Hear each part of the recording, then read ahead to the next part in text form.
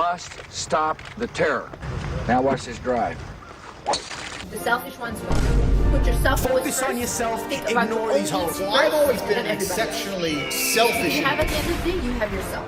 In this postmodern hellscape that we live in, society at large has concluded that we have some serious issues supremely undealt with. What is a woman? Is the world's temperature rising? Should drag queens be throwing ass in front of second graders? Can men and women be friends? And why are the Democrats making me gay? What's going on? Are questions that are at the forefront of our socio-political discourse. Oh, how the cream has truly descended to the bottom. Anyway, the most prominent issue that I see amongst our lovely little race of humans currently is our complete and utter selfishness, veiled by the hallowed American value of individualism. And honestly, I initially thought to myself, what's the problem with individualism? I'm not too much of a fascist, and I absolutely adore people who are true individuals. And I believe that it's massively important to navigate and understand the deepest and darkest corners of your psyche, embrace your idiosyncrasies, and strive every day to become the best version of yourself. But unfortunately, that's not what individualism is. As I said prior, individualism is synonymous with selfishness, and ironically is nothing to do with you becoming an individual, but instead a mindless consumer and another cog in the machine who cares about nothing but having the newest trending product, the highest paying job, and worthless societal validation. Whether it be dating, finance, or life advice content we see on social media, it's all predicated on I and me. What can I get from other people without giving them anything in return? I deserve a 19-year-old virgin. I'll never make any sacrifices and live however I want and take no accountability for the consequences of doing that. I need the new Stanley Cup and I will get 4 of them by any means necessary. And actually, I'm my own god. Quite satanic, I know. We're in the midst of an epidemic of main character syndrome, where everyone thinks that they're somehow special, while they all buy into the same trends, purchase the same products, and share virtually identical ideology. And when everyone's The main character.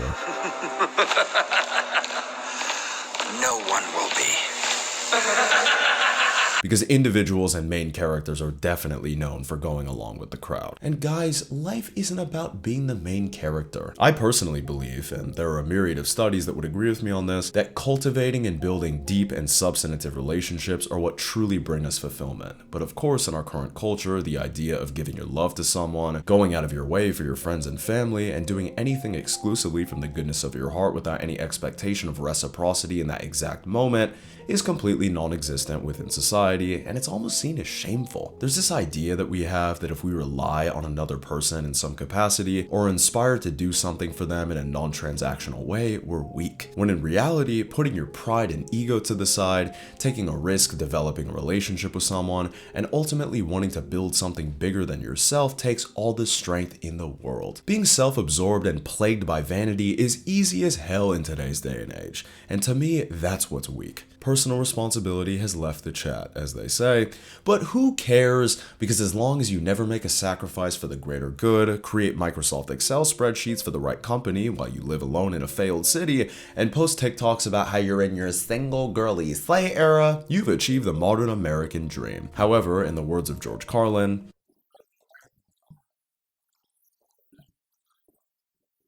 at this point, I think we all know and understand how atomized, unfulfilled, and fucked Gen Z is, and I believe so much of it is due to subscribing to this me mentality, where we place zero emphasis on relationships of genuine quality, will never go through the narrow gate of delayed gratification, and instead champion selfishness, social media success, and solipsism. And we wonder why everything's falling apart.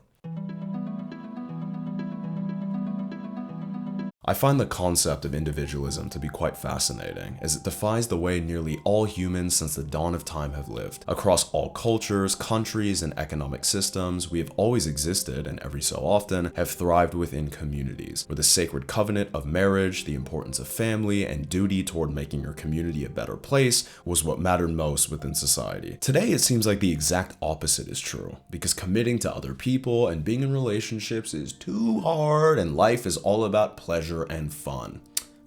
No it isn't. Life is difficult as hell, and the only chance that we have to find fulfillment in it is to take risks, make sacrifices, and fully commit to something or someone, but it seems like in the modern era, everyone is so risk adverse, and any sort of discomfort is viewed as a negative thing. This fear of discomfort is manifested in situationships being normal in the dating world, women everywhere claiming that they would rather unalive before having kids, and in general, people just being extremely non-committal when it comes to almost everything in their their lives, but I digress.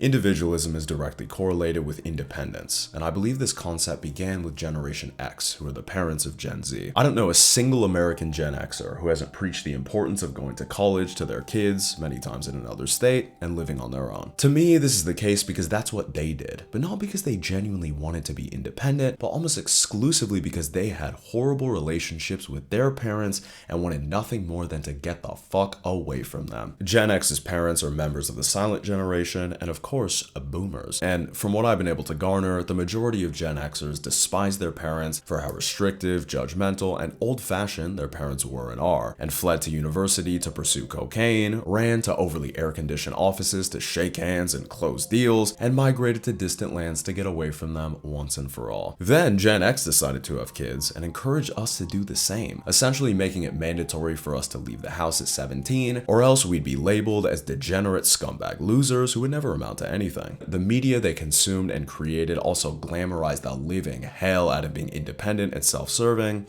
but that's for another video. Anyway, I believe the vast majority of American Gen Xers haven't dealt with or resolved the pain that their parents inflicted on them, and instead have become revisionist historians, championing their independence and encouraging their children to embark on a similar path, which once again was completely inspired by their terrible and borderline traumatic relationships they had with their parents.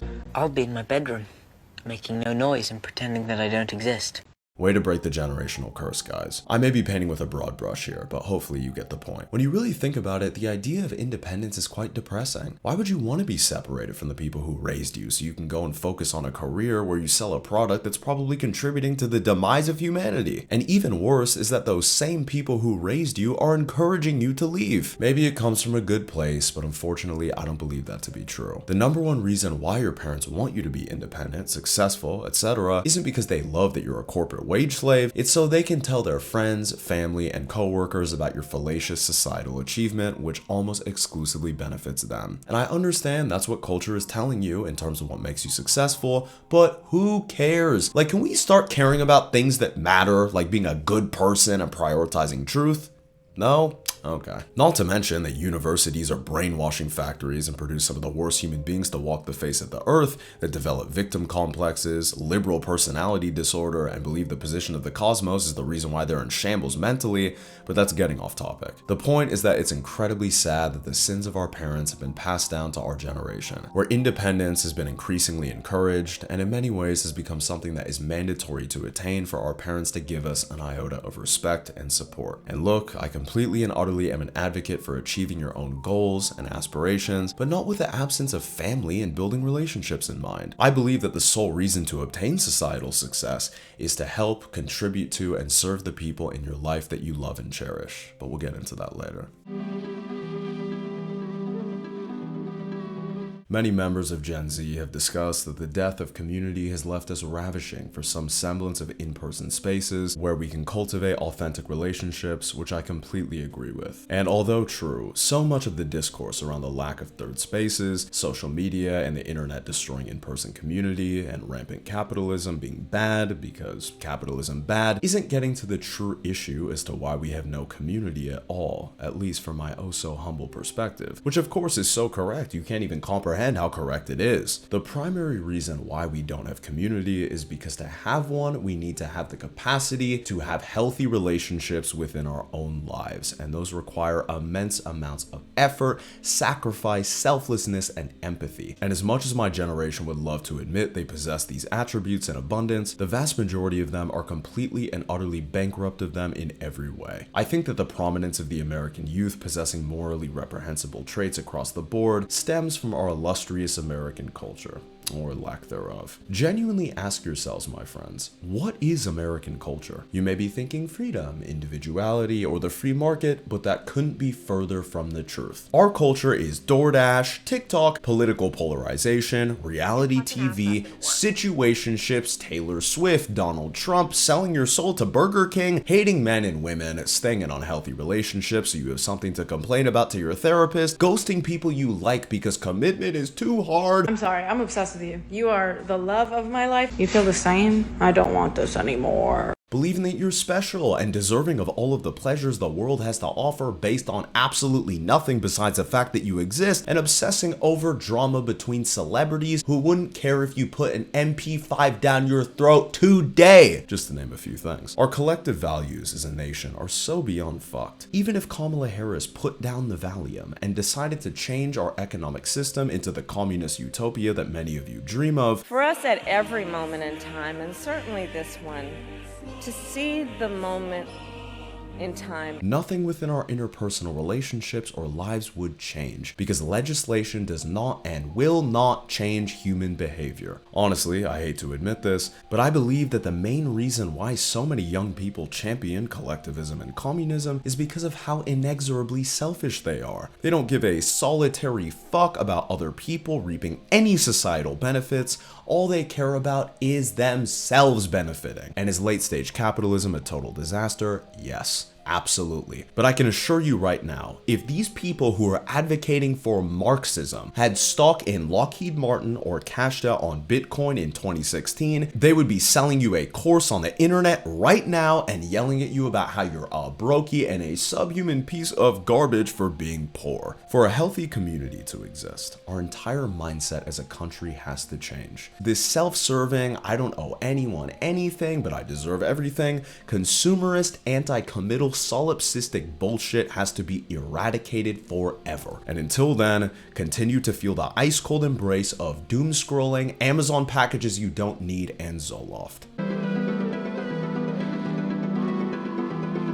In my own experience, I've tried my absolute hardest to integrate myself into some sort of community for literally the past 6 years of my life, and I've found nothing but a barren wasteland of people who haven't sorted their shit out, justify their abhorrent behavior with their trauma, selfishness, greed, pride, the love of drama, the worship of social media, and by extension, the worship of themselves, and let's not forget to mention the criminally unrefined vernacular, severe failure in the personal style department, more insecurities than there are people subscribed to OnlyFans, horrendous music taste, no understanding of history and culture at large, a lack of introspection, and the complete and utter inability to think critically. I've concluded that I don't want to be in a community with any of you fuckers. But honestly, I'm beginning to care less and less, because the older I get, I realize that true community is not created in a third place. True community is not a bunch of people gathering together because they have the same music taste, political views, or interests. Like, we both like Sofia Coppola movies and yeet, I'm sure we'll be best friends for life. That's absolutely ridiculous. Do you have a tough time with the girls? Yeah, I'm pretty lonely. True community starts with developing one healthy relationship where you grow and build a bond with that person through the struggles, happiness, curveballs, and underhand tosses that life throws at you. But most importantly, that relationship needs to be greater than just the two of you. What I mean by that is there needs to be a set of principles, values, and an ethos that are predicated on truth, honesty, challenge to be better, and love that the two of you have built together that you both agree to follow and do your best to adhere to. I'm fortunate enough to live in a world where my best friend and I have been able to build a relationship like that, and it's completely rewired my mind when it comes to the way that I think about the world. I was once enticed by independence and individualism and lived my life to serve myself and myself exclusively. I now realize how genuinely evil and counterproductive to the betterment of society at large it was to think and behave in that manner, and I now realize that striving to become an individual, not an individualist, develop life skills, and become competent in as many realms of the human experience as I can is all for the sole purpose of continuing to build my relationship with my best friend, and by extension, all of the other people I care about, namely my family. Most families have some sort of tumult within their relationships. I mean, I know I did, goodness gracious,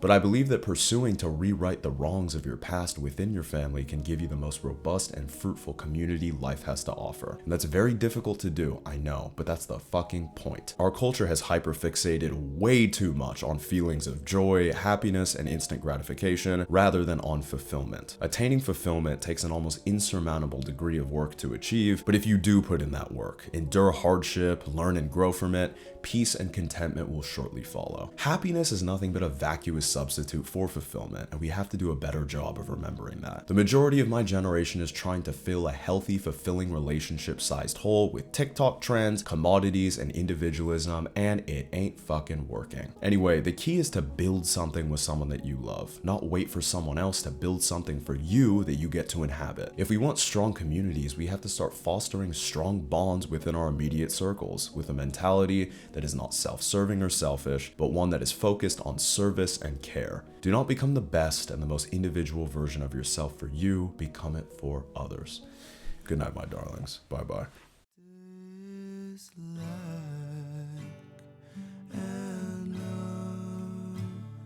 So